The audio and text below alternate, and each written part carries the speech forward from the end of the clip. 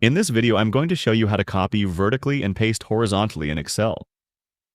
Let's open an Excel document. Suppose you need to transform this vertical column into a horizontal row. To do this, select your data. Right-click on the selected data. In the pop-up menu, click on Copy.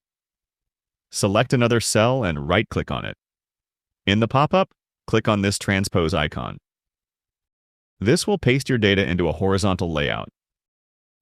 If you can't find the Transpose icon, don't worry. Right-click on the cell again. In the pop-up menu, click on Paste Special. In this menu, check the Transpose option and click on OK. Here you can see that we pasted our data horizontally. Feel free to reach out if you encounter any issues during the process. If this video helps you out, please leave a like and subscribe. Comment below if you have any questions. If you need further assistance, consider hiring a professional using the link in this video below.